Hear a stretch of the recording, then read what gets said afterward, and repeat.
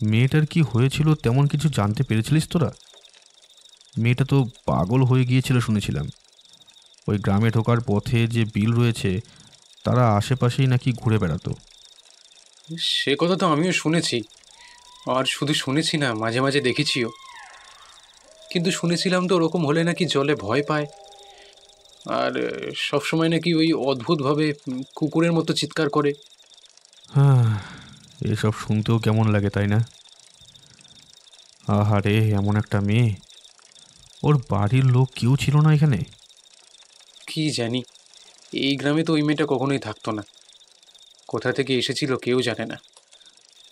মাত্র কয়েকদিন আগে ওকে এই বিলের আশেপাশে দেখা গিয়েছিল, তারপর তো হঠাৎ করে নাকি ওকে আর কেউ দেখতে পায়নি। কোথাও চলে যায়নি তো? যেমন হঠাৎ করে এসেছিল তেমন হঠাৎ করে যদি কোথাও চলে গিয়ে থাকে। রামলাল আর সে কথার উত্তর দিল না। উত্তর দেওয়ার ইচ্ছে আর তার ছিল না। চারপাশে সন্ধে হয়ে এসেছে। মাটির পথ ধরে ওরা সাইকেল চালিয়ে এগিয়ে আসছিল গ্রামের দিকে। অনেকক্ষণ আগেই আকাশের পশ্চিম কোণে কালো মেঘ জমতে শুরু করেছে। যখন তখন ঝড় বৃষ্টি আসতে পারে। আকাশের দিকে একবার মুখ তুলে তাকিয়ে জটাধর বলল, আকাশ তো কালো করে আসছে রে, এখনই ঝড় তুফান শুরু হবে। তাড়াতাড়ি গ্রামে গিয়ে পৌঁছতে পারলে হয়। এই হ্যাঁ রে, কোত্থেকে একটা শব্দ ভেসে আসছে না? অদ্ভুত। হ্যাঁ, ভালো করে শুন তো। চারপাশটা অন্ধকার। সাইকেলের সামনের দিকে একটা আলো ছিল বটে, তবে ব্যাটারির আলো এখন আর জ্বলে না। আকাশে মেঘ ছাড়া পূব আকাশে যেটুকু সামান্য চাঁদের আলো রয়েছে সেটুকুতেই যা দেখা যায় আর কি। আওয়াজটা কিন্তু জটাধর শুনতে পেল মনে হয়। একটা কুকুর ডেকে চলেছে, কিন্তু কুকুরটাও যেন বড্ড করুণভাবে ডাকছে। হ্যাঁ রে, তাই তো মনে হচ্ছে। কিন্তু এত রাতে এই দিকটায় তো কুকুর থাকে না, আর অমনভাবে কুকুরটা ডাকছে বা কেন? কুকুরের ডাক শুনেছি, এটা কিন্তু খুব একটা ভালো ইঙ্গিত নয়। কুকুর ডাকলে অশুভ কিছু একটা হয়। তাহলে কি গ্রামে আবার তেমন কিছু একটা হতে চলেছে? ঠিক তখনই রামলালের সাইকেলের সামনের জায়গাটা কিসে যেন একটা ধাক্কা লাগলো, আর তার সাথে সাথেই একটা অদ্ভুত গড়গড় শব্দের সাথে কুকুরের গর্জন ভেসে এলো। তার সামনের দিক থেকে সাইকেলে ধাক্কা লাগার জন্য রামলাল আচমকা মাটিতে পড়ে গিয়েছিল। এগিয়ে এসে তাকে তুলতে যাবে, ঠিক তখনই দেখতে পেল অল্প আলোতে রামলালের থেকে বেশ কয়েক হাত দূরে কিছু যেন একটা অন্ধকারে নড়াচড়া করছে। ব্যাপারটা দেখে জটাধর একটু চমকে উঠল, বলল, হ্যাঁ, এই কে রে ওখানে? জটাধরের কথার উত্তরে কিন্তু কারোর কোনো শব্দ শোনা গেল না। তার বদলে একটা কুকুর যেন কুই কুই করে উঠল রাতের অন্ধকারে। তাহলে একটা কুকুরের গায়ে ধাক্কা লেগে তবেই রামলাল পড়ে গিয়েছে। কিন্তু কুকুর যদি হয়, তাহলে কুকুর তো সাইকেলের ধাক্কা খেয়ে চিৎকার করতে করতে পালিয়ে যাবে, ওভাবে বসে থাকবে কেন? রামলাল ততক্ষণে নিজেকে সামলে নিয়ে উঠে পড়েছিল। একটু রাগের সাথেই রামলাল বলল, পথের মাঝেই অন্ধকারে যদি একটা কুকুর। রামলালের মুখের কথাটা শেষ হলো না। একটা ঠান্ডা হাওয়া অনেকক্ষণ থেকেই তাদের মাথার উপর দিয়ে বয়ে যাচ্ছিল। মাটির পথে চারপাশে কেউ কোথাও নেই। রামলালের মনে হলো পথের মাঝখানে যেটাকে তারা কুকুর বলে মনে করছিল সেটা কুকুর নয়, কারণ ততক্ষণে চার হাত পায়ে থাকা সেই ছায়ার মতন জিনিসটা একটু একটু করে তাদের দিকে এগিয়ে আসতে শুরু করেছে। আকাশে চাঁদের অল্প আলোয় এবার যেন তাকে দেখা যাচ্ছে। একটা শরীর, একটা মানুষের শরীর, কিন্তু অদ্ভুতভাবে চার হাত পায়ে কুকুরের মতো মাটির ওপর ঝুঁকে সে মানুষের গলায় কুকুরের ডাক ডেকে চলেছে। ভয়ে ভয়ে জটাধর সাইকেল নিয়ে দুপা পিছিয়ে গেল। কাঁপা কাঁপা গলায় বলল, রামলাল, সেই পাগলি মেয়েটা মনে হয়। ধর, কি বলছিস? ওই পাগলি মেয়েটা এরকম করে পথের মাঝখানে বসে থাকবে? আর ওই পাগড়ি মেটে সবাইকে ভয় পেত, ভয়, মানুষকে দেখলেই পালাতো। রামলাল, রামলাল, পাগলিটা কিন্তু আমাদের দিকে এগিয়ে আসছে। রামলাল নিজেকে সামলে নিয়েছিল, সমস্ত ভয় তার কেটে গিয়েছিল। দুপা সামনে এগিয়ে গিয়ে কড়া গলায় সে বলল, এই, তোর এখানে কি চাই রে? এত রাতে এখানে পথের মাঝখানে বসে আছিস কেন? রামলাল কথাটা বলতে বলতে খানিকটা সামনের দিকে এগিয়ে গিয়েছিল। এদিকে জটাধর তখনও তার পেছনেই দাঁড়িয়ে রয়েছে। জটাধরের কিন্তু কেমন অবাক লাগছিল এই ব্যাপারটায়। এর আগেও তারা গ্রামের পথে রাতের অন্ধকারে ফিরেছে। ওই পাগলিটাকে তো পথের মাঝখানে কখনো দেখা যায়নি। তাছাড়া ওই পাগলিটাকেই 2-3 দিন ধরে গ্রামে কোথাও দেখা যায়নি। হঠাৎ করে রাতের অন্ধকারে সে এখানে এলো কি করে? রামলাল একটু এগিয়ে যেতে একটা অদ্ভুত কাণ্ড ঘটল। এতক্ষণ ধরে চাপা কুকুরের একটা গর্জন মানুষের গলায় তারা শুনতে পাচ্ছিল। এবার রামলাল বুঝতে পারল তার পায়ের উপর কে যেন ঝাঁপিয়ে পড়েছে, আর দুপাটি মানুষের দাঁত যেন তার পাটা কামড়ে ধরেছে। এমন আচমকা আক্রমণের জন্য রামলাল প্রস্তুত ছিল না, তাই সামান্য সময় নিল। মুহূর্তের মধ্যে সে দুটো হাত এগিয়ে নিয়ে গেল সেই পাগলিটাকে ধরার জন্য। সেই পাগলিটাই যে ওকে কামড়েছে সেটা স্পষ্ট বোঝা যাচ্ছিল, কিন্তু দুটো হাত সামনের দিকে এগিয়ে নিয়ে যেখানে কালো ছায়া তার পায়ের কাছে দেখা যাচ্ছে, সেখানে হাত পৌঁছতেই রামলাল কিন্তু অবাক হয়ে গেল। আধো অন্ধকারে সে স্পষ্ট বুঝতে পারছে তার পায়ের কাছটা কামড়ে ধরে রয়েছে একটা ছায়া মূর্তি, আর সেই ছায়াটা ওই পাগলি ছাড়া অন্য কেউ হতে পারে না। কিন্তু দুটো হাত সেখানে নিয়ে গিয়েও তার হাতটা বারবার হাওয়ায় ভেসে আসছে, সে কাউকে ধরতে পারছে না। রামলাল পা দিয়ে একবার ঝটকা মেরে সেই পাগলিটাকে ছাড়াবার চেষ্টা করল, কিন্তু তাতেও কিছুই হলো না। অবাক হয়ে রামলাল ভয়ার্ত চোখে পেছনের দিকে তাকিয়ে জটাধরকে বলল, এই জটা, এই জটা, এইসব কি হচ্ছে বলতো? আমার পাটা বোধহয় কামড়ে ফেলবে ওরে। আসল আসল কথা তো তোকে বলাই হলো না। আমি আমি শুনেছিলাম ওই পাগলিটা নাকি। আরে এখন ওসব কথা শুনতে চাই না, তাড়াতাড়ি আয়। আরে তাড়াতাড়ি, আমি ধর ওকে, ধর, এখানে সরা ওকে, পাগলিটাকে সরা আমার পায়ের উপর থেকে। ঠিক তখনই একবার আকাশের এই প্রান্ত থেকে ও প্রান্ত চোখ ধাঁধিয়ে একবার বিদ্যুৎ চমকালো, আর সেই বিদ্যুতের আলোতে জটাধর আর রামলাল অবাক হয়ে দেখতে পেল তাদের পায়ের কাছে কেউ কোথাও নেই। রামলাল অনুভব করল তার পায়ের কাছের কামড়টা হঠাৎ করে যেন ছেড়ে গিয়েছে, কিন্তু ডান পাটা প্রচণ্ড ব্যথা করছে, যেন পায়ে একটা গভীর ক্ষত সৃষ্টি হয়েছে। ঠিক তখনই খানিকটা দূর থেকে আবার সেই মানুষের গলায় কুকুরের মতন অদ্ভুত শব্দটা শোনা গেল, আর তার সাথেই শোনা গেল একটা চাপা হাসির শব্দ। রামলাল মাটির উপরেই বসে পড়েছিল। কোনো রকমে ধরা গলায় জটাধরকে বলল, জটাধর, আমায় বাড়ি নিয়ে চল, আমি আর হাঁটতে পারবো না মনে হয়। জটাধর কি যেন একটা মনে মনে ভাবছিল, আর যতবারই সেটা ভাবছিল ততবারই তার গোটা শরীর কেমন যেন বরফের মতন ঠান্ডা হয়ে যাচ্ছিল। একটু আগে নিজের চোখে আর নিজের কানে যেটা সে বুঝতে পারল, সেটা কি সত্যি? আর যদি সত্যি হয় তাহলে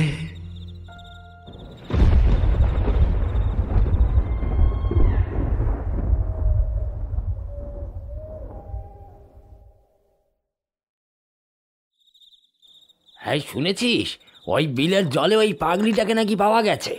কবে মরেছিল ওখানে ডুবে, মাটা পচে গলে তো ঢল হয়ে গেছে একেবারে। বড় অদ্ভুত তো ঠাকুরমশাই, এই পাগলিটা কোথা থেকে এসেছে আর হঠাৎ করে যে কোথায় গেল কেউ কিছু জানতেই পারলো না। আজ সকালে যদি লাশটা জলের উপরে ভেসে না উঠতো তাহলে বোধহয় আমরা জানতেই পারতাম না যে সে জলে ডুবে মারা গিয়েছে। এই সবই হলো পাপের ফল। আসলে এ তো কলিযুগ, এই যুগে যে মানুষ যত পাপ করবে তার শাস্তি সে এখানেই পেয়ে যাবে। আর তাই ওরও মনে হয় এমন কিছুই হয়েছে, নিশ্চয় কোনো পাপ কাজ করেছে আর তার শাস্তিও পেয়েছে। না হলে বলো, ওই অমন করে কেউ ডুবে মরে? নিত্যানন্দ আর কিছু বলল না। ঠাকুরমশাই যে কথাই বলতে শুরু করে সমস্ত কথাই শেষে নিয়ে গিয়ে ঠেকে ওই পাপেই। তাই নিত্যানন্দ আর কিছু না বলে বেলতলার গাছের কাছ থেকে উঠে দাঁড়িয়ে বাড়ির পথ ধরল। গোসাই একা একাই বসে রইলেন। ততক্ষণে বিকেল ঘনিয়ে সন্ধে নেমে এসেছে। দেখতে দেখতে শুনশান হয়ে এসেছে চারপাশটা। গোসাই উঠে হাঁটতে হাঁটতে বাড়ির দিকে যেতে শুরু করবে বলে সবে মনে করেছে। এমন সময় তার মনে হলো একটু দূরে গ্রামের পথ ধরে কে যেন তার দিকে হেঁটে আসছে। গোসাই শুনেছিল যে রামলালকে নাকি কাল রাতে পথে কুকুরে কামড়েছে, তাই তাকে নিয়ে বেশ একটু চিন্তিত হয়েছিল গ্রামের সবাই। কুকুর কামড়ালে যদি সেই কুকুরের বিষ থাকে তাহলে শহরে গিয়ে চিকিৎসা করাতে হয়। অনেকে আবার 2 গ্রাম পাশে ওঝার কাছেও যায়। ওঝার কাছে গেলে সেই ওঝা নাকি বিষ নামিয়ে দিতে পারে। তবে রামলালের অবস্থা নাকি বেশ গুরুতর। কাল রাত থেকে তার ভীষণ জ্বর এসেছে। তার গোটা শরীর নাকি কেমন ফুলে গিয়েছে। এসব কথাই ভাবছিল গোসাই। সামনের দিকে তাকিয়ে আসতে থাকা আগন্তুককে দেখে থমকে বসে পড়ল গোসাই। গোসাই যে বেলগাছের তলায় বসেছিল সেখান থেকে আরো খানিকটা এগিয়ে গেলে গ্রাম শেষ হয়েছে। তারপর গ্রামের মাটির রাস্তা এগিয়ে গিয়েছে। সেখান থেকে পাশের গ্রামের রাস্তা উঠেছে। চারপাশটা অন্ধকার হয়ে এসেছে বলেই গোসাই সেই কথা মনে মনে ভাবল। তারপর দেখতে দেখতে আগন্তুক কিন্তু গোসাইয়ের বেশ কাছাকাছি এসে পড়ল। দেখতে পেল যে হেঁটে আসছে তার গোটা শরীরটা যেন কালো চাদর দিয়ে ঢাকা। তার মুখের কাছটা এমনভাবে ঢাকা যে তার মুখ দেখা যায় না। গোসাই একটু গলা তুলে বলল, এই কে যায় এই সাজের বেলায়? এই কোন গ্রামের লোক গো তুমি? চাদর জড়ানো সেই মূর্তির দিক থেকে নারী গলায় মিষ্টি কথা ভেসে এলো। আমি গো আমি, পাশের গ্রামে থাকি।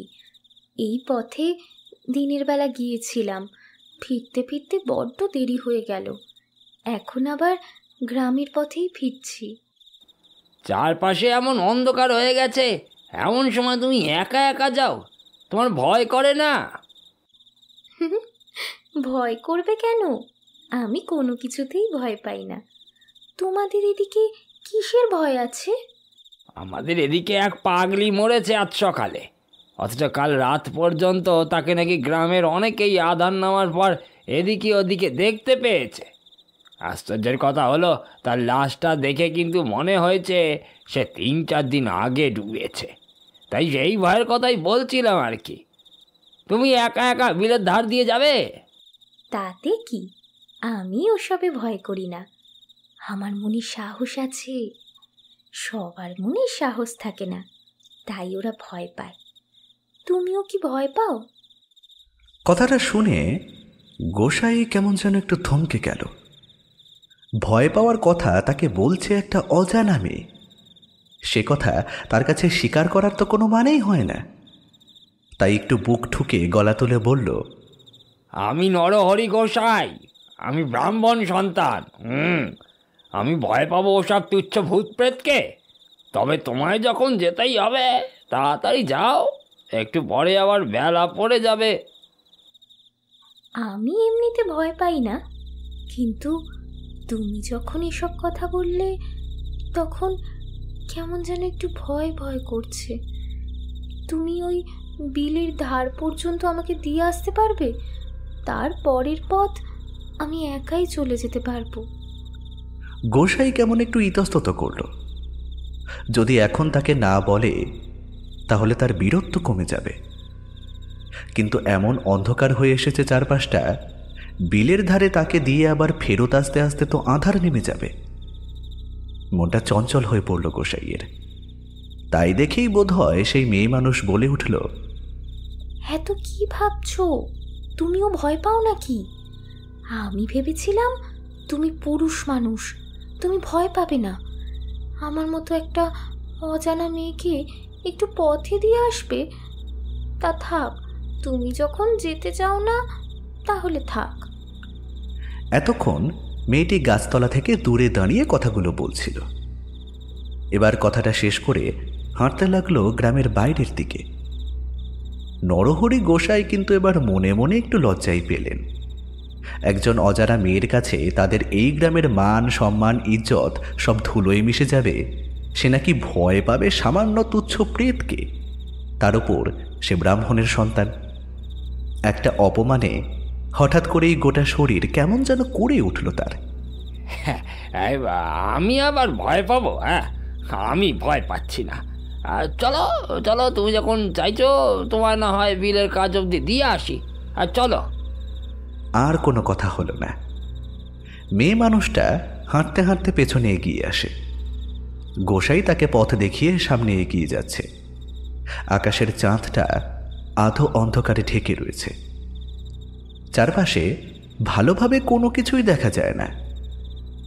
গ্রাম পেরিয়ে যখন ওরা মাটির পথের কাছে এসে পড়েছে, তখন যেন চারপাশে একটা শিরশিরে হাওয়া দিতে শুরু করেছে। বেশ খানিকটা হেঁটে গেছে গোসাই। হঠাৎ করেই তার মনে হলো কোথা থেকে যেন একটা কুকুরের কুই কুই ডাক ভেসে আসছে। এত রাতে কুকুর ডাকাটা অস্বাভাবিক নয়, কিন্তু এমন ঝোড়ো হাওয়া দিচ্ছে, তার উপর এতটা পথ ওরা হেঁটে এসেছে, কোথাও কোনো কুকুরের দেখা পাওয়া তো দূরের কথা, ডাক পর্যন্তও শুনতে পায়নি। তাহলে এত কাছ থেকে কুকুর ডাকছে কি করে? কথাটা মনে হতেই পেছনের দিকে না তাকিয়ে গোসাই বলল, একটা কুকুরের ডাক শুনতে পাচ্ছ? কোথা থেকে যেন একটা কুকুর ডাকছে বলে মনে হচ্ছে না? আজ রাতে বিলের জলের কাছে একটাও কুকুর আসবে না। এমন একটা কথায় হঠাৎ করেই গোসাই কেমন যেন হতভম্ব হয়ে গেল। সে মেয়েটাকে কি প্রশ্ন করেছে আর মেয়েটা কি উত্তর দিচ্ছে, তাই একটু অবাক হয়ে সে বলল, আচ্ছা, তুমি কোন গ্রামে থাকো বলো তো? আর মুখটা এমন চাদর দিয়ে আড়াল করে রেখেছ কেন? তোমার তো দেখাই যাচ্ছে না। এই রাতে যে তোমায় আমি সাহায্য করলাম, তা তোমার মুখটাই তো আমি দেখতে পেলাম না। আমার মুখ দেখলে তুমি ভয় পাবে। আমাকে দেখতে খুব একটা ভালো নয়। সে ভালো কি খারাপ সেটা তুমি বুঝবে কি করে? এই তো আমরা বিলের কাছ পর্যন্ত এসে পড়েছি। এবার তাহলে আমায় বিদায় দাও। এতটা যখন এসে পড়েছ, তাহলে এই বিলটা পার করিয়ে দাও। তুমি তো বললে বিলের কাছে নাকি রাতের বেলা কি সব আসে। গোসাই তখনও সামনে হেঁটে চলেছে। তার পেছনে সেই মেয়েটি হাঁটতে হাঁটতে আসছে। এতক্ষণ ধরে সে কথা বলছিল, কিন্তু এবার কেমন যেন নিঃস্ব হয়ে গিয়েছে। তার বদলে মাঝে মাঝে আশপাশ থেকে একটা কুকুরের কুই কুই ডাক শুনতে পাচ্ছিল সে। তবে সেটাকে মনের ভুল ভেবেই পাত্তা দিচ্ছিল না। এবার কিন্তু একদম কাছ থেকে সেই ডাকটা শুনতে পাওয়ার সাথে সাথেই একটা ব্যাপার বুঝতে পারল সে। পেছনে এতক্ষণ ধরে মেয়েটির পায়ের সামান্য শব্দ শোনা যাচ্ছিল, এখন কিন্তু আর সেটা শোনা যাচ্ছে না। এই কি হলো বলো তো? ভয় পেয়ে দাঁড়িয়ে পড়লে নাকি? কথাটা বলেই গোসাই পেছনের দিকে ঘুরে আধো অন্ধকারে দেখতে পেল তার পেছনে কোথাও কেউ নেই। কি কোথায় গেলে তুমি? দেখো, এই আধো অন্ধকারে কিন্তু এভাবে ভয় দেখানো ভালো লাগছে না। কোথায় গেলে তুমি? আরে আমায় তো আবার ফিরতে হবে নাকি? গোসাইয়ের কথায় কিন্তু অন্ধকারের আড়াল থেকে কেউ বেরিয়ে এলো না। তার বদলে খুব কাছেই কোথাও যেন একটা কুকুরের চাপা গর্জন শোনা গেল।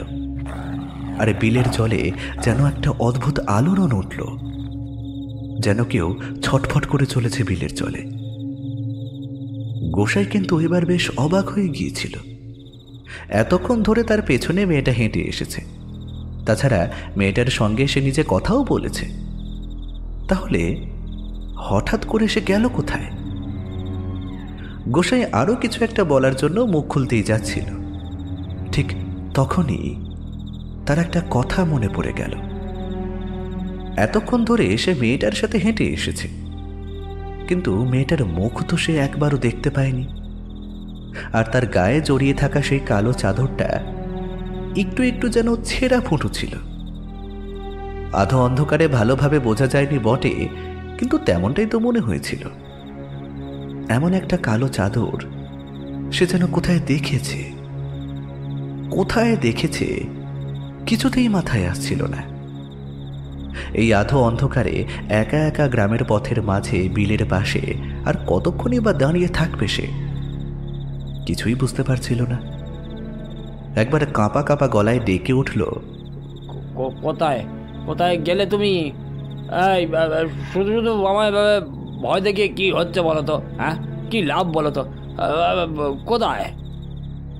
বাতাসের সামান্য শব্দ ছাড়া আর কিছুই কিন্তু ভেসে এলো না নরহরি গোসাইয়ের দিকে। এই ফাঁকা প্রান্তরে সে যে একা, সেটা বুঝতে তার আর দেরি হলো না। বাড়ির দিকে হাঁটতে শুরু করবে মনস্থির করে দুবার সবে সামনের দিকে এগিয়েছে।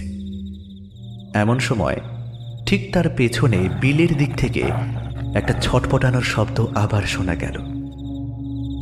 চাঁদের অল্প আলোয় বিলের জল পরিষ্কারভাবে দেখা না গেলেও বিলের পাড়ে যে কেউ একটা বসে আছে সেটা বোঝা যায়। সেই কুকুরের কুঁই কুঁই শব্দটা ততক্ষণে বন্ধ হয়ে গেছে, তবে বাতাসে কেমন যেন একটা পচা গলা গন্ধ ছড়িয়ে পড়তে শুরু করেছে। গোসাই বারবার না চাইতেও পেছনে বিলের জলের দিকে তাকাতে বাধ্য হচ্ছিল, কারণ বিলের জলের পাড়ে যে দাঁড়িয়ে রয়েছে সে দুপা বিলের জলে রেখে শব্দ করে যেন গোসাইয়ের দৃষ্টি আকর্ষণ করছে। আর থাকতে না পেরে গোসাই পেছনের দিকে ঘুরে বলল, কে ওখানে? আর এত রাতে বিলের জলে কে শব্দ করে? ঠিক তখনই গোসাই যেটা শুনতে পেল তাতে আর বাকিটা বুঝতে তার দেরি হলো না। জলের দিক থেকে এবার যে শব্দটা তার দিকে ভেসে এসেছে সেটা কোনো মানুষের শব্দ নয়, যেন একটা কুকুর অদ্ভুতভাবে ডেকে তার কথার জবাব দিচ্ছে। ঠিক তার সাথে সাথেই বিলের জলের কাছ থেকে কেউ যেন উঠে এগিয়ে আসতে লাগলো গোসাইয়ের দিকে। ততক্ষণে সেই কালো ছিন্ন চাদরটাকে চিনতে পেরেছে গোসাই। ওই যে পাগলির লাশটা জলে ভাসতে দেখেছিল, সেই লাশটাও তো এমনই একটা কালো কাপড়ে জড়ানো ছিল, তাই না?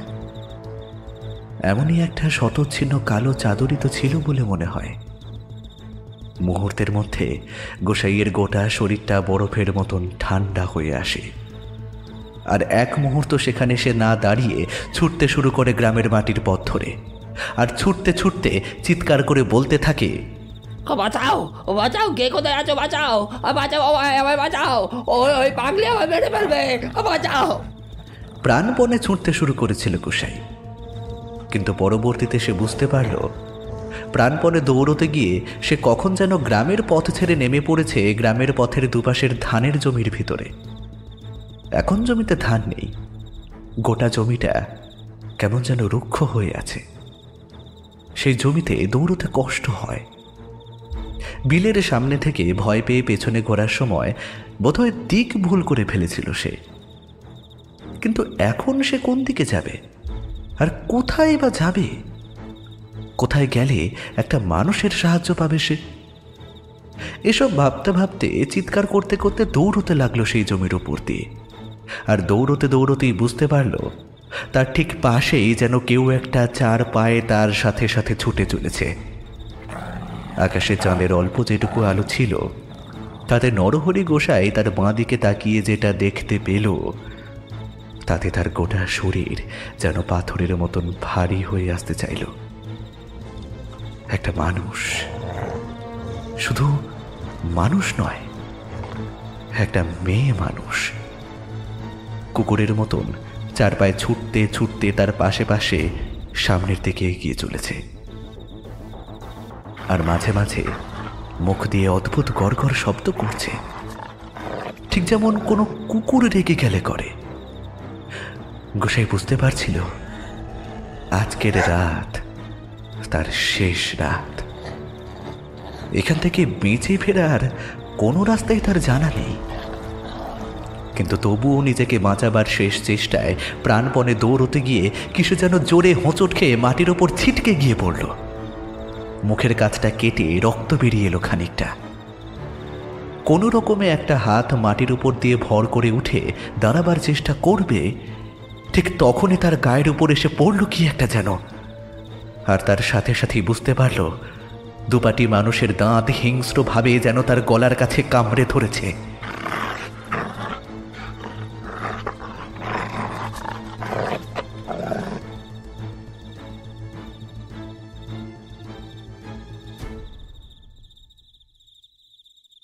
রামলালের জ্বর কিন্তু কমল না, তবে তার চোখের লাল ভাবটা কেমন যেন বেড়ে গেল।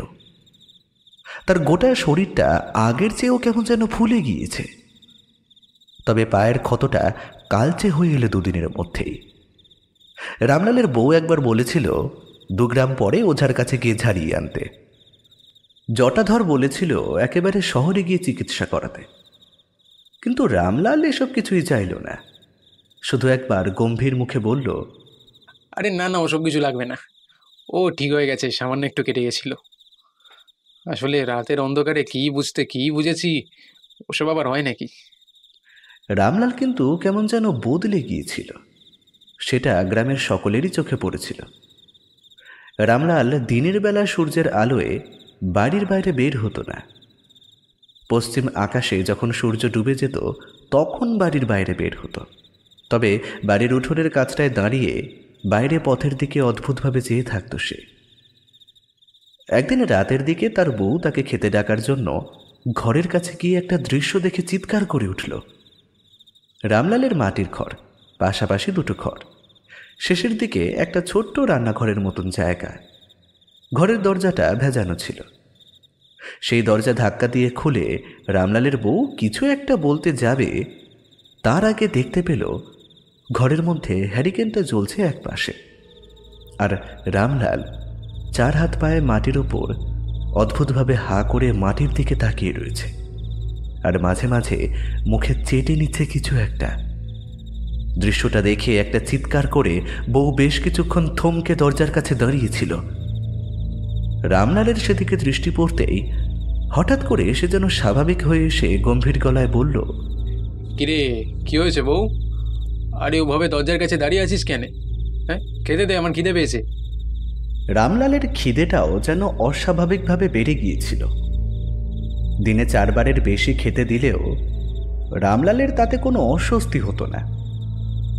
তবে রামলালের বাইরে বেরোনোর অভ্যেসটা যেন আস্তে আস্তে আরো বেশি কেটে যেতে শুরু করলো। রামলাল আর বাইরে যেত না। নেহাত তার চাষের জমি ভাগচাষিরা চাষ করত, সেই টাকায় তার সংসার চলত। না হলে যে কি হতো সে কথা ভেবেই রামলালের বউ অবাক হয়ে যেত মাঝে মাঝে। জটাধর কিছু একটা আন্দাজ করতে পেরেছিল। একদিন রামলালের বাড়িতে এসে রামলালের বউকে বলল, রামলালকে একটা ওঝা দেখানো দরকার, ব্যাপারটা আমার সুবিধার বলে মনে হচ্ছে না। আমারও কিন্তু তাই মনে হয় ঠাকুরপো। আসলে সেদিন রাতে তো একটা অদ্ভুত ব্যাপার ঘটেছে। নেহাত আমি শক্ত মনের, তাই অন্য কেউ হলে তো এতক্ষণে তুলকালাম বেঁধে যেত। রাতের বেলায় হঠাৎ করে আমার ঘুমটা ভেঙে গিয়েছিল। এখন ঘুমোতে যাওয়ার সময় কেমন যেন অদ্ভুত লাগে, জানো। মনে হয় যেই মানুষটার সঙ্গে আগে বিছানায় শুতে যেতাম, এখন যেন সেই মানুষটা নেই। কেমন যেন একটা গন্ধ আসে ওর গা থেকে। ঘরের আলোটা একটু বাড়িয়ে রেখেই ঘুমোতে যাই। রাতের বেলায় হঠাৎ করে ঘুম ভেঙে যেতেই দেখি বিছানায় উনি নেই। এদিক ওদিক খুঁজে দেখি সামনের দরজাটা খোলা। কোনো রকম হেরিকেনটা হাতে নিয়ে দাওয়ার কাছে এসে উঠোনের দিকে তাকাতেই আমার গোটা শরীরটা তো বরফের মতো ঠান্ডা হয়ে গেল। ঠাকুরপো, আমি দেখি উনি উঠোনের মধ্যে 4 হাতে পায়ে একবার এদিক যাচ্ছেন তো আরেকবার ওদিক যাচ্ছেন, আর মাঝে মাঝে জিভ বের করে নিজের হাত পা চেটে নিচ্ছেন, ঠিক যেন মনে হচ্ছে। ঠিক যেন একটা কুকুরের মতো, তাই না? কিন্তু কিন্তু তুমি কি করে জানলে ঠাকুরপো? তুমিও কি এমন কিছু দেখেছো নাকি? সেদিন রাতের বেলা বাড়িতে ফেরার সময় হঠাৎ করেই ওই পাগলিটা এসে পড়েছিল রামলালের পায়ের কাছে। তারপর তার পায়ে কামড় বসেছিল একবার। কিন্তু অবাক কাণ্ড, রামলাল যখন ওকে দুটো হাত দিয়ে সরাতে গেল তখন ওকে ছুঁতেও পারছিল না।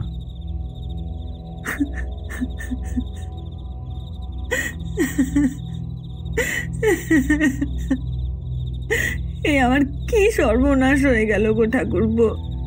তাহলে কি ওনাকে কোনো ভূতে ধরলো নাকি?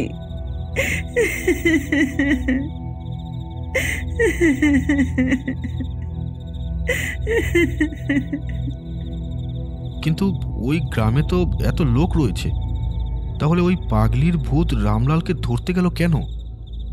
আর ওই গোসাই যে পাগলির ভূতের হাতেই মরেছে তা তো বোঝাই যায়, কিন্তু এদের দুজনের ওপর ওই পাগলির এত আক্রোশ কিসের? আমিও কিছু বুঝতে পারছি না। কি হয়েছে তার কিছুই তো আমি বুঝতে পারছি না, কিন্তু কিছু একটা তো করতেই হবে ঠাকুরপো। এইভাবে তো আর সবকিছু জেনে শুনে চুপচাপ বসে থাকা যায় না। আমি কালই পাশের গ্রামে যাচ্ছি। পাশের গ্রাম থেকে আমি অমরনাথ তান্ত্রিককে ডেকে আনবো। সে এলে এর একটা ব্যবস্থা করতে পারবে। না হলে এভাবে তো ভয়ে ভয়ে থাকা যায় না। আমাদের মাঝে মাঝে রাত বিরেতে ফিরতে হয়। তুমি তাই করো ঠাকুরপো। টাকা আমার ঘরে বেশ কিছু আছে, আর তেমন হলে না হয় কিছু টাকা পয়সা দিয়েও দেওয়া যাবে, কিন্তু এই বিপদের একটা সুরাহা করা দরকার। জটাধর সেই কথাই দিয়ে রামলালের ঘর থেকে বেরিয়ে গেল। রামলাল তখন নিজের ঘরের মধ্যে বসে রয়েছে। সে ঘরের দরজা ভেতর থেকে বন্ধ করে রাখত।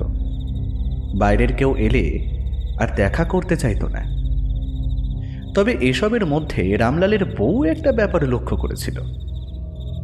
রামলালের হাঁটুর উপরে থাইয়ের কাছে যেখানে ক্ষত হয়েছিল সেইখানটা কেমন যেন কালচে হয়ে ছড়িয়ে পড়তে শুরু করেছিল। একবার তা নিয়ে বলতেই রামলাল একটু বিরক্ত হয়ে বলেছিল, ওহ, আরে বলছি তো কিছু হয়নি, অত কিছু ভাবতে হবে না তোমায়। অমরনাথকে সবাই তান্ত্রিক বললেও সে আসলে ওঝা। এমন কোনো ভূত নেই যে ওঝা অমরনাথ তাড়াতে পারেনি। এই তো কয়েকদিন আগে 5 গ্রাম পাশে একটা মেয়েকে শাকচুন্নিতে ধরেছিল। টানা 2 দিন তার সাথে লড়াই করে তাকে ছাড়াতে হয়েছে। 2 দিনের দক্ষিণা হিসেবে অমরনাথ নিয়েছিল 2 দিন পেট ভরে খাবার আর সামান্য কিছু টাকা। অর্থের প্রতি অমরনাথের তেমন কোনো লোভ নেই। কেউ কিছু না দিলেও অমরনাথ সবার সাহায্য করে। তবে যে বাড়িতে যায় সে বাড়িতে সামান্য কিছু খেতে চায় মাত্র। তবে ভালো খাবার কিংবা টাটকা খাবার তার পছন্দ নয়। সে একটু বাসি পোড়া এই সমস্ত খেতেই ভালোবাসে। জটাধর যখন অমরনাথকে গ্রামে নিয়ে এলো তখন গ্রামে ঢুকেই কিন্তু অমরনাথ কিছু একটা বুঝতে পেরেছিল। অমরনাথ বেশ কিছুক্ষণ এক জায়গায় চুপ করে দাঁড়িয়ে রয়েছে দেখে জটাধর বলল, কি হলো বাবা, আপনি ওভাবে দাঁড়িয়ে বললেন কেন? অমরনাথ তারপরেও বেশ কিছুক্ষণ পথের মাঝখানে দাঁড়িয়ে চোখ বন্ধ করে রইল। তারপর চোখ না খুলেই গম্ভীর গলায় বলল, এই গ্রামে দুর্ঘটনা ঘটে মৃত্যু হয়েছে, তবে একটা মৃত্যু হয়েছে মানুষের আর একটা মৃত্যু হয়েছে একটা কুকুরের। কিন্তু সে কথা আপনি কি করে জানলেন বাবা? ও আমার শিক্ষাগুরু রে, ও আমার শিক্ষাগুরু। আমি সবই বুঝতে পারি, তবে যে কারণে আমায় নিয়ে এসেছিস তা করতে কিন্তু বেশ বেগ পেতে হবে। 2টো প্রাণ একসাথে গিয়েছে, 2 প্রাণ একসাথে মিলে এইসব কাজ করছে। তবে তাকে আটকানো কিন্তু মোটেই সহজ হবে না। যে করি হোক বাবা, আপনার রামলালকে এই বিপদ থেকে বাঁচাতে হবে। সে আমার কাছের বন্ধু, তাছাড়া সে তো কোনো অন্যায় করেনি। তাহলে তার সাথে এমন কেন বাবা, কেন? ঈশ্বর কাউকে মিছে মিছে কষ্ট দেয় না, তার পেছনে নিশ্চয়ই কোনো না কোনো কারণ থাকে। তোর আর আমার মতো সাধারণ মানুষের পক্ষে কি তা বোঝা সম্ভব? যা হয়েছে তা নিয়ে দুঃখ করিস না। চল, আমার হাতে যেটুকু আছে আমি সেটা দিয়ে বরং চেষ্টা করব। গ্রামের সকলেই রামলালের ব্যাপারটা নিয়ে একটু চিন্তিত হয়ে পড়েছিল। তাছাড়া বিলের জলে ওই পাগলির মৃতদেহ খুঁজে পাওয়ার পরে নরহরি গোসাইয়ের রাতের বেলা ধানের জমিতে মৃত্যু হয়েছে। এই সব কিছু মিলিয়ে গোটা গ্রাম একটু ভয়ে ভয়ে ছিল। তাই তারা যখন শুনল জটাধর অমরনাথ ওঝাকে নিয়ে এসেছে, তখন তারা যেন খানিকটা স্বস্তি পেল।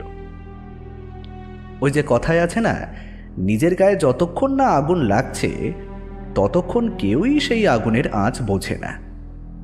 গ্রামের মানুষদের ক্ষেত্রেও ব্যাপারটা হয়েছিল তেমনই।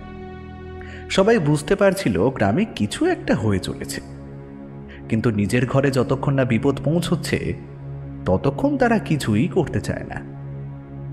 অমরনাথ তান্ত্রিক রামলালের বাড়ির সামনে আসতে দেখা গেল আশেপাশের বেশ কিছু লোক জড়ো হয়েছে। অমরনাথ রামলালের বাড়ির ভেতরে পা রাখার সাথে সাথেই একটা ব্যাপার ঘটে গেল। রামলাল এতক্ষণ নিজের ঘরে চুপ করেছিল। তার বউ ভেবেছিল সে হয়তো ঘুমোচ্ছে, তাই সে দাওয়ার কাছে বসেছিল। জটাধর অমরনাথ তান্ত্রিককে আনতে যাওয়ার আগে তাকে বলে গিয়েছিল, তাই তার জন্য সে অপেক্ষা করছিল। ওঝা হোক বা তান্ত্রিক, বাড়ির ভেতরে পা রেখেছে দেখে বউ একটু খুশি মনে দাওয়া ছেড়ে নেমেছিল। ঠিক তখনই ঘরের ভেতর থেকে একটা জান্তব গর্জন শুনতে পেল। যেন মনে হলো একটা অদ্ভুত ফ্যাসফ্যাসে গলায় কেউ গর্জন করে চলেছে, আর একটা কুকুর যেন ডেকে উঠছে মাঝে মাঝে। ওকে চলে যেতে বল, চলে যেতে বল এখান থেকে, ওকে এখান থেকে চলে যেতে বল বলছি, নইলে নইলে আমি রামলালকে ছাড়বো না। রামলালের চিৎকার উঠোন থেকে তার বউ শুনতে পেয়েছিল, এমনকি বাড়ির ভেতরে এসে পড়া অমরনাথ পর্যন্তও শুনতে পেয়েছিল। বাড়ির বাইরে রাস্তার কাছে জড়ো হওয়া গ্রামের লোকেরা রামলালের গলায় এমন কর্কশ চিৎকার আর তার সাথে একটা কুকুরের কুই কুই গর্জন শুনে কেমন যেন অবাক হয়ে গিয়েছিল। অমরনাথ কিন্তু ব্যাপারটা বুঝতে পেরে সামান্য হেসে উঠে বলেছিলেন, ব্যাটা বুঝতে পেরে গেছে আমি এসে পড়েছি, ও সেটা বুঝতে পেরেছে। ওর আর পালাবার কোনো রাস্তা নেই, তাই ও অমন করছে। তোরা কেউ ভয় পাস না, তোরা সবাই বাড়ির বাইরে গিয়ে। বাবা, আমিও বাড়ির বাইরে যাব? আমি তো ওনার বউ, ওনার কোনো ক্ষতি হবে না তো বাবা? ক্ষতির হিসেব যে আমার হাতে নেই রে মা, ক্ষতির হিসেব তো ওই ওপরওয়ালার হাতে। আমার যেটুকু করার আমি সেটুকুই করব। তুই বাইরে গিয়ে বস, এই বাড়ির ভেতরে কেউ এখন আর থাকবি না। কথাটা বলতেই জটাধর রামলালের বউকে বাড়ির বাইরের দিকে নিয়ে গেল। গ্রামের লোকেরা সবাই বাড়ির বাইরে অপেক্ষা করতে লাগলো। ওদিকে ঘরের ভেতরে ততক্ষণে চিৎকার চেঁচামেচি শুরু হয়েছে, তার সাথে ঘরের ভেতর জিনিসপত্র ভাঙচুর আর গর্জন চলছে মাঝে মাঝে। কেউ যেন চিৎকার করে শাসাচ্ছে, এখনো বলছি এখান থেকে চলে যা, চলে যা। দেখেছিস আমি এসে পড়েছি, তাই বুঝতে পেরে কেমন লম্পঝম্প করছে। কিন্তু যতই করো বাবা, আমার হাত থেকে কোনো নিস্তার নেই। আমি অমরনাথ ওঝা, আমার হাত থেকে আজ পর্যন্ত কোনো প্রেত পালিয়ে বাঁচতে পারেনি। তোরা কেউ এই বাড়ির ভেতরে এখন ঢুকবি না, যাই হয়ে যাক না কেন এই বাড়ির ভেতরে কিন্তু তোরা কোনো মতেই ঢুকবি না। অমরনাথের দুটো চোখ কেমন যেন অদ্ভুত লাল হয়ে উঠতে শুরু করেছে। এতক্ষণে তার মুখের হাসি কোথায় যেন মিলিয়ে গিয়ে একটা কঠোর মুখ সবার সামনে বেরিয়ে এসেছে। মাথার জটাওয়ালা চুল, মুখে লম্বা দাড়ির মাঝে তার মুখটা কেমন যেন অদ্ভুত মনে হচ্ছে এখন। কাঁধে ঝোলানো কাপড়ের ঝোলা থেকে গুঁড়ো গুঁড়ো কি যেন একটা বার করে অদ্ভুত মন্ত্র ফিসফিস করে উচ্চারণ করতে করতে বাড়ির চারিদিকে যেই ঘুরতে শুরু করেছে, অমনি রামলালের চিৎকার যেন বেড়ে গেল। তার সাথে সাথে তার ঘরের দরজাটা হঠাৎ করেই ভেঙে পড়ল। ঘরের ভেতর থেকে বাইরে ছিটকে এসে পড়ল একটা চালের থামা। চারপাশে চাল ছড়িয়ে পড়ে সে এক একাকার কাণ্ড। বাইরে থেকে রামলালের বউ চিৎকার করে কেঁদে উঠল। জমা হওয়া লোকেদের মধ্যে মেয়েরা কেমন যেন ভয়ে জড়সড় হয়ে পড়ল, কারণ ততক্ষণে রামলাল বাইরে বেরিয়ে আসতে শুরু করেছে। রামলালকে দেখে স্বয়ং জটাধরের বুক পর্যন্ত কেঁপে উঠল। ওটা কি সত্যি রামলাল? দাওয়ার উপর থেকে 4 হাত পায়ে ঠিক যেন কুকুরের মতো নিচের দিকে নেমে আসতে শুরু করেছে রামলাল। তার গোটা শরীর খালি, পরনে নিচের দিকে একটা কাপড় কোনো রকমে জড়ানো রয়েছে মনে হয়। মাঝে মাঝেই সে নিজের জিভটা বার করে অদ্ভুতভাবে হাঁপাচ্ছে, যেন মনে হচ্ছে একটা কুকুরের ভঙ্গি।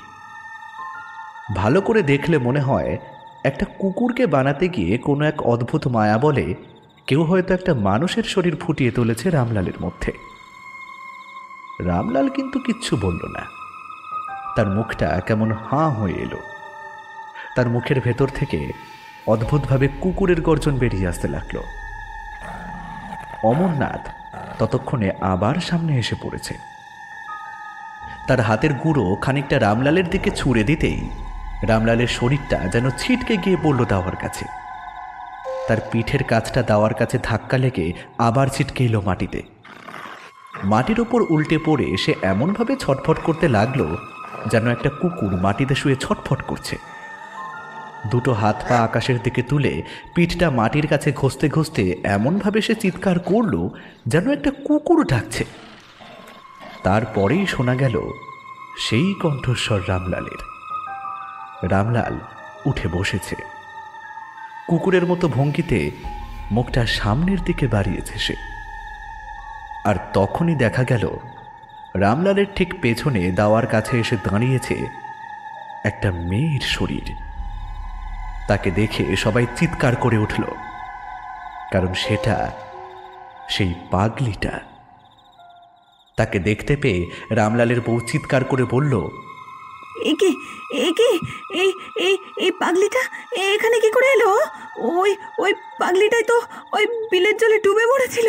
হ্যাঁ, ওখানে কি করে এলো?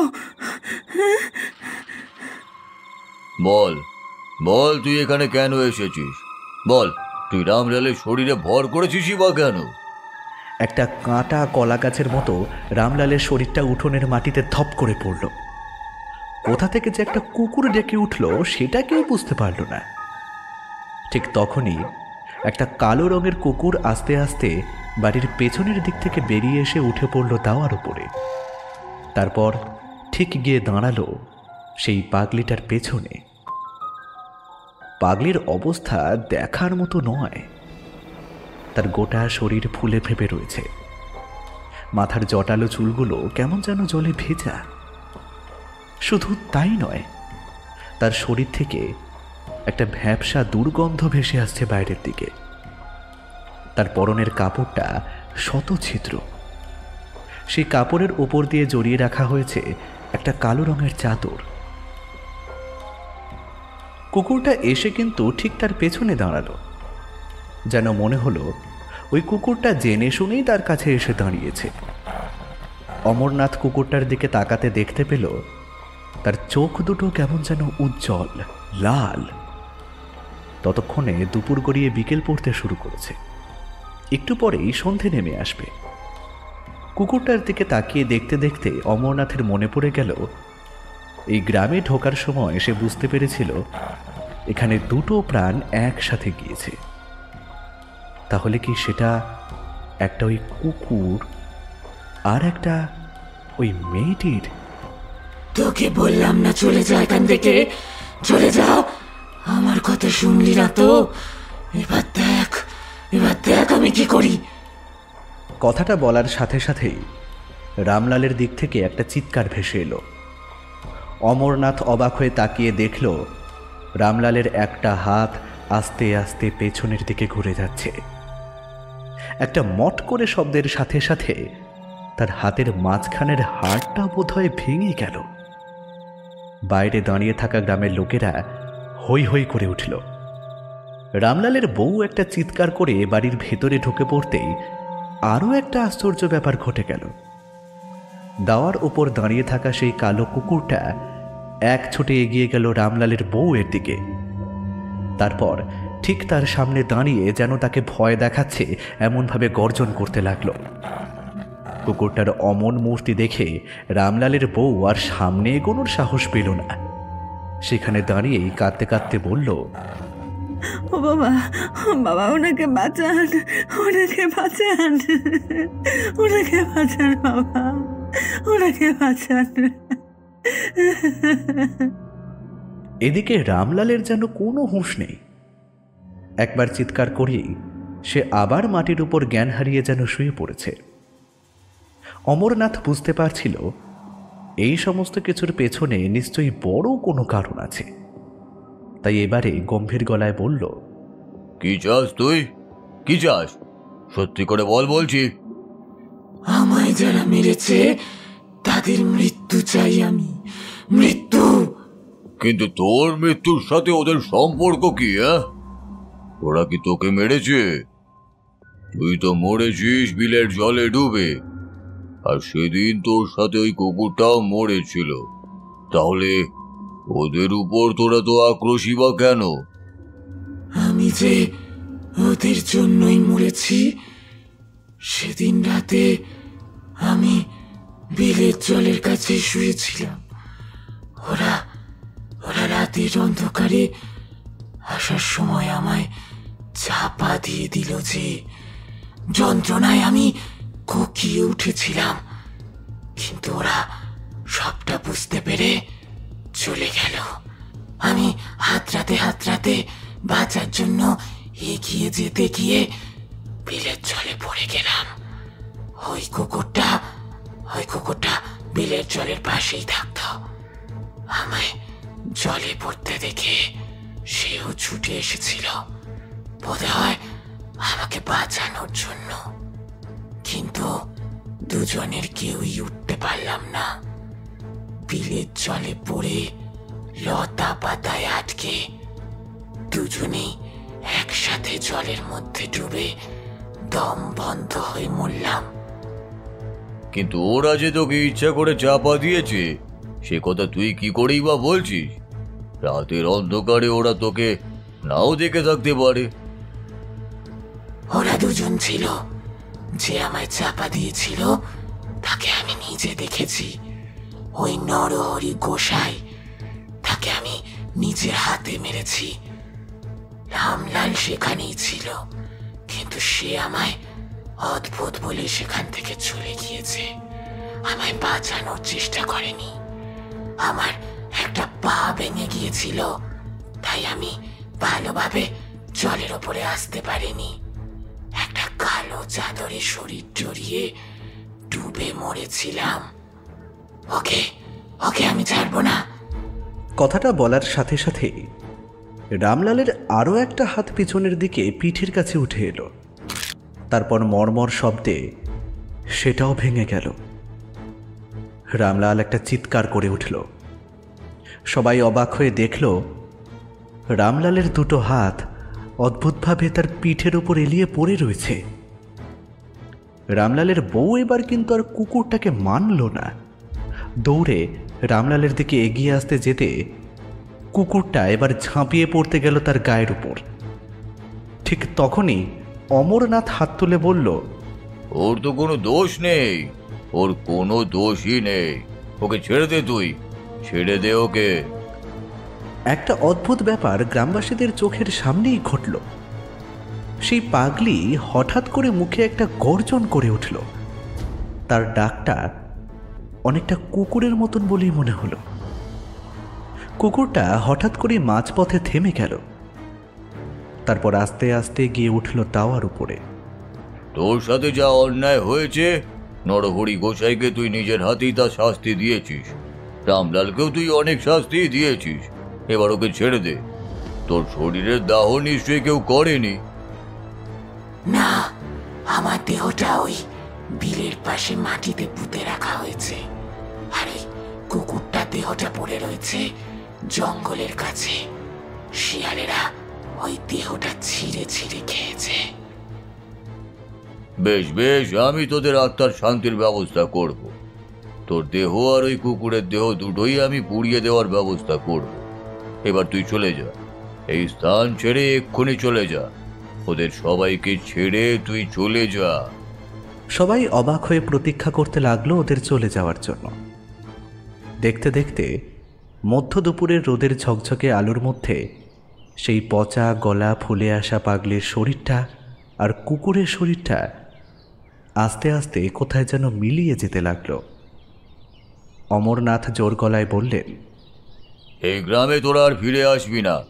যাওয়ার আগে বাড়ির পেছনের কাঁঠাল গাছের একটা মোটা ডাল ভেঙে দিয়ে যা, তাহলে আমি বুঝবো তোরা চলে গেছিস। অমরনাথের ইশারায় ততক্ষণে বাড়ির সবাই ভেতরে এসে ঢুকে পড়েছে। রামলালের জ্ঞান তখনও ফেরেনি। রামলালের বউ কাঁদতে কাঁদতে বলল,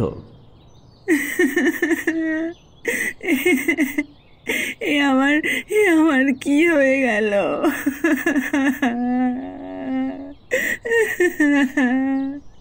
দেখ মা, যা হওয়ার তা হয়েছে, প্রাণটা তো বেঁচে গেছে। ওর জ্ঞান একটু পরেই ফিরে আসবে। তবে ওই দুজনের আত্মার মুক্তির ব্যবস্থা কিন্তু করতেই হবে। যে অন্যায় ওরা করেছে তার শাস্তি ওরা পেয়েছে। এবার আর যেন কোনো অন্যায় না হয় তা মনে রাখতে হবে আমাদের। বাবা, যদি ও এখান থেকে না যায়? জটাধরের কথা ভালোভাবে শেষ হলো না। তার আগেই রামলালের বাড়ির পেছনের কাঁঠাল গাছের একটা মোটা ডাল ভেঙে পড়ার শব্দ শোনা গেল। সেই শব্দ হওয়ায় সকলের একবার ভয় ভয় হলেও পেছনের দিকে তাকিয়ে দেখল একটা মোটা ডাল ভেঙে পড়েছে। অমরনাথ গলা তুলে বলে উঠল, মেয়েটার মনে হয় জলাতঙ্ক হয়েছিল, তাই জলে পড়ে সে বড়ই কষ্ট পেয়ে মরেছে। দেখলি না, মাঝে মাঝে যেমন ব্যবহার করছিল তা ঠিক ওই কুকুরের মতনই। অমরনাথ আর দাঁড়ালো না। হাঁটতে হাঁটতে নিজের মনেই কথা বলতে বলতে গ্রামের দিকে যাত্রা শুরু করল। ততক্ষণে রামলালকে নিয়ে সবাই ব্যস্ত হয়ে পড়েছে। কিন্তু জটাধর একটা ব্যাপার খেয়াল করল। অমরনাথ মাটির পথে বাইরের দিকে এগিয়ে যাচ্ছে। বেশ খানিকটা এগিয়ে চলে গেছে। ঠিক তখনই দেখতে পেল অমরনাথের পিছু পিছু হেঁটে চলেছে একটা কালো রঙের কুকুর। অবাক হয়ে সেদিকে তাকিয়ে দেখতে হঠাৎ করে তার মনে হলো সেই কালো কুকুরটা একবার পেছনের দিকে ঘুরে তাকিয়ে দেখল, তারপর গলা তুলে একবার ডাকলো।